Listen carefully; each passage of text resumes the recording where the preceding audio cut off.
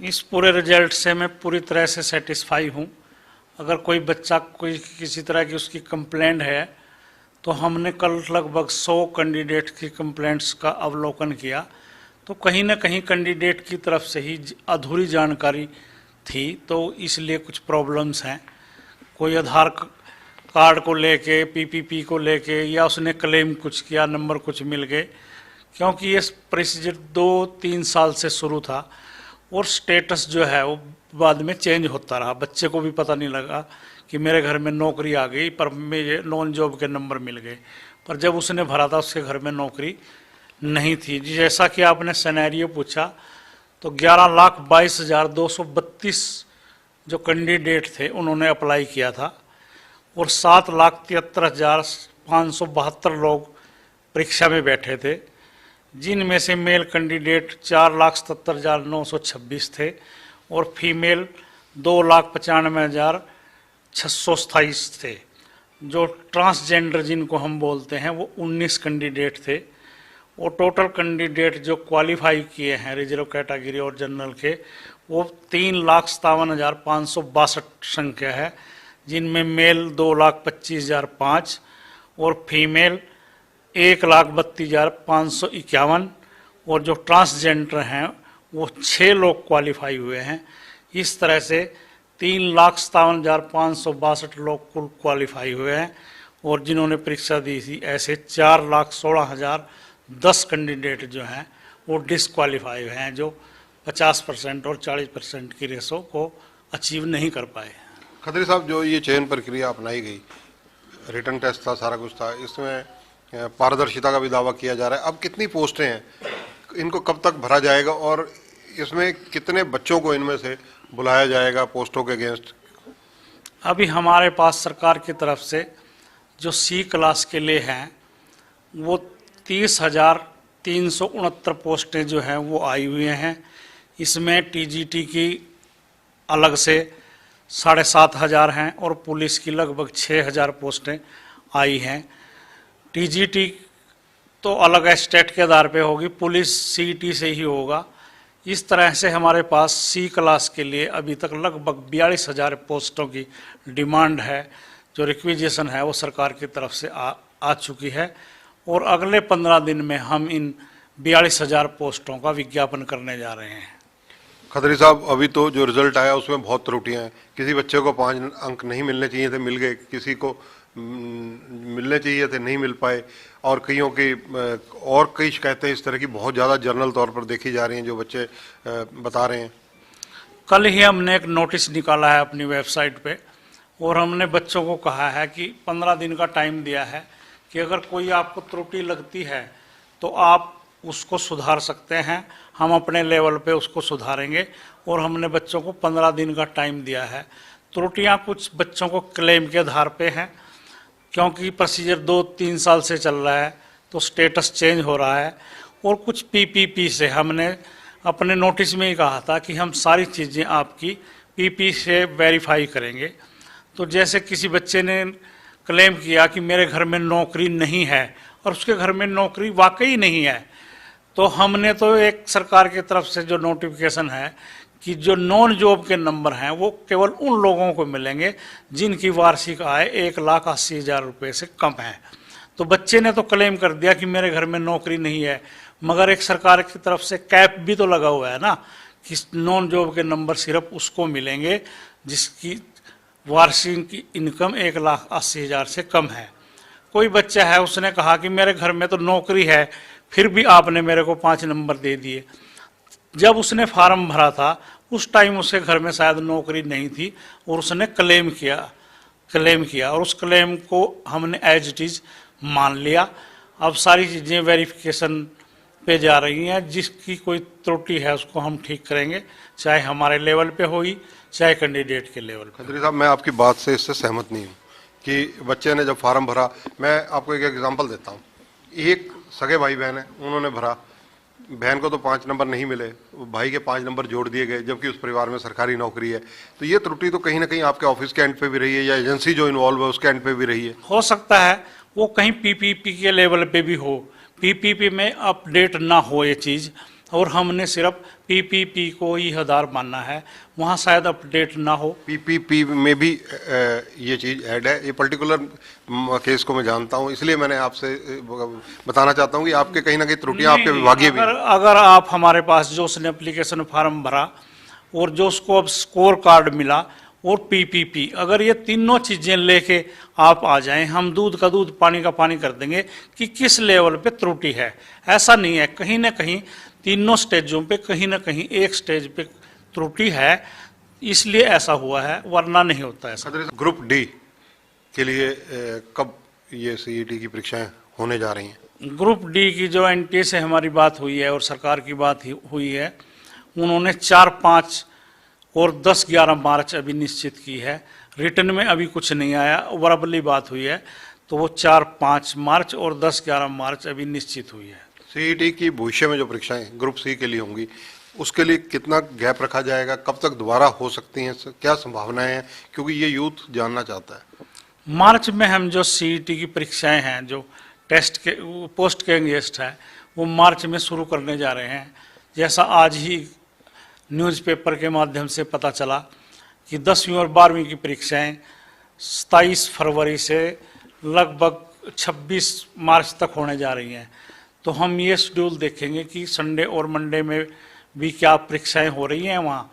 अगर परीक्षाएं नहीं हो रही है तो संडे मंडे को लेके हम मार्च के फर्स्ट वीक में भी ये शुरू कर सकते हैं, वरना परीक्षाओं के बाद तुरंत बाद हम अपनी जो पोस्ट के गेस्ट हमारी परीक्षाएं हैं उसको शुरू करने जा रहे हैं। अगले चरण की परीक्षाओं में क्या 25% हरियाणा से संबंधित जनरल नॉलेज के क्वेश्चन पूछे जाएंगे? नहीं, ऐसा कोई प्रावधान अभी नहीं है, क्योंकि ये सीईटी में हम पूछ चुके हैं और हम जो अगला जो क्वेश्चन पेपर है वो सिलेबस आधारित करेंगे। जैसे कोई जेई सिविल के लिए परीक्षा देने आ रहा है तो हम लगभग 50% से ऊपर उसको उसकी इंजीनियरिंग के बारे में पूछेंगे और 40% हरियाणा जीके अवेयरनेस, बाकी सब 40% या 30% पूछेंगे। हम अभी जो अगली परीक्षाएं हैं उनको जॉब ओरिएंटल करेंगे कि उसकी जॉब से संबंधित ही ज़्यादा क्वेश्चन उससे पूछे जाएं। खत्री साहब, क्योंकि सोशल मीडिया पर आपको लोग बहुत फॉलो करते हैं, आप इंटरव्यू के इंतजार करते हैं, जो सोशल मीडिया पर लोग जानना चाहते हैं कि जिन लोगों की सीईटी में कैटेगरी ही बदल दी गई, उन लोगों के लिए क्या प्रोविजन है? नहीं, हमने दिया ना टाइम 15 दिन का। अगर कोई इस तरह की त्रुटि है तो बच्चा जाके उसको दुरुस्त कर सकता है। हम सब चीज़ों को एक एक को बड़ा चेक करके नोट उससे बिल्कुल अच्छी तरह से चेक करके सब त्रुटियों को ठीक करेंगे अगर कोई कैटेगरी चेंज हुई है किसी की। आगे आने वाली जो भर्ती हैं उनमें क्या सब इंस्पेक्टर की पोस्टें भी निकाली जा रही हैं? नहीं, अभी तक हरियाणा पुलिस सब इंस्पेक्टर के हमारे पास कोई डिमांड नहीं है। 5000 कांस्टेबल मेल कांस्टेबल और 1000 फीमेल कांस्टेबल की डिमांड हमारे पास पुलिस विभाग की तरफ से आई है। एसआई की अभी तक कोई मांग नहीं है हमारे पास। हरियाणा पुलिस का जो मामला हाई कोर्ट में लंबित है या हाई कोर्ट में से कुछ ना कुछ डायरेक्शंस भी शायद आई हैं, उस मामले में क्या रुख रहेगा, कब तक उनकी ज्वाइनिंग हो सकती है? फरवरी जनवरी शायद कोई डेट लगी हुई है और मुझे उम्मीद है कि वो इसी महीने में, हमने परिपोन डेट भी मांगी है, तो अगर वो जनवरी में नहीं होता तो फरवरी की जो निश्चित डेट है शायद हमारी बात से जो है कोर्ट कन्विंस होगी और बच्चों की प्रॉब्लम को भी उस नज़रअंदाज नहीं करेगी और उनको सोल्व करेगी कोर्ट, ऐसी मुझे पूरी उम्मीद है। क्योंकि हमने पूरी योग्यता से और पारदर्शिता से भर्ती की है, ये बच्चे भी मान रहे हैं। स्टे का कारण कहीं न कहीं कोर्ट की कुछ बातें समझ में शायद नहीं आ रही हैं, वो हम समझाने के लिए कामयाब होंगे, हम कोर्ट को समझाने के लिए, और स्टे हटेगा। जो सोशियो इकोनॉमी है उसको लेकर कहीं ना कहीं कोई विवाद रहता है, उस मामले में क्या कोई जांच भी प्रशासनिक स्तर पर की जा रही है? नहीं, वो जब फाइनल भर्ती हमारी हो जाती है और जब सिलेक्शन हो जाती है तब हम हरियाणा पुलिस की जो सीआईडी विंग है उससे जांच कराते हैं कि जो बच्चे ने नॉन जॉब के, फादरलेस के, विधवा के ये नंबर क्लेम किए हैं, क्या उसने ठीक किए हैं या गलत किए हैं, वो हम सिलेक्शन के बाद करते हैं। एक समान योग्यता रखने वाले व्यक्तियों के लिए क्या जो एक ही ग्रुप बनाया जा सकता है? जैसे हमने बताया कि 42,000 पोस्टें हमारे पास अभी तक आई हैं। हमने इसके लिए अभी 52 ग्रुप बनाए हैं। जो एक समान योग्यता के पद हैं उनका एक ग्रुप होगा और बच्चे से प्रेफरेंस मांगी जाएगी कि आप कौन से डिपार्टमेंट में और कौन सी पोस्ट पे जाना चाहते हैं। ये प्रॉब्लम हमको सिर्फ जो सिंपल ग्रेजुएट या सिंपल +2 क्वालिफिकेशन के लोग हैं वहाँ थोड़ी सी ये दिक्कत है, वरना हमने टेक्निकल पोस्टों ये कोई दिक्कत ही नहीं है, क्योंकि जो टेक्निकल पोस्ट है वो उसकी एक निश्चित योग्यता निर्धारित है, डिप्लोमा या डिग्री। इसी तरह से अगर देखा जाए तो ये चर्चाएं हैं कि 10+2 वालों के लिए जो ग्रुप हैं वो 10 से 12 ग्रुप बनाए गए हैं। हाँ, इस तरह के बनाए हैं कि अगर किसी का +2 में साइंस जरूरी है या कॉमर्स जरूरी है या उसको मेडिकल नॉन मेडिकल जरूरी है, तो इस तरह के ग्रुप बनाए हैं। अगर किसी में क्वालिफिकेशन किसी भी स्ट्रीम से +2 या किसी भी स्ट्रीम से ग्रेजुएशन है उसके कॉमन हमने ग्रुप बनाए हैं। ITI इंस्ट्रक्टर की पेंडिंग जो रिजल्ट्स हैं वो कब तक आने की संभावना है? इस पे हम आज से ही काम शुरू करने जा रहे हैं और ये जो रिजल्ट डिले हुए हैं इसका कारण ये था कि जो हमारे प्रोग्रामर या ऑपरेटर थे, कंप्यूटर ऑपरेटर, वो पिछले कई दिन से लगभग 10 दिन से NTA के ऑफिस दिल्ली में व्यस्त थे और हम इस पे जो हमारी 12-13 कैटेगरी 12/19 जो ITI की है उस पे आज से ही हम प्रोसेस शुरू करने जा रहे हैं। अगर मैं एक और सवाल लेना चाहूँ कि वन टाइम रजिस्ट्रेशन टोटल कितने लोगों ने कराई थी, अगर आपको आंकड़ा याद हो? 11,22,000।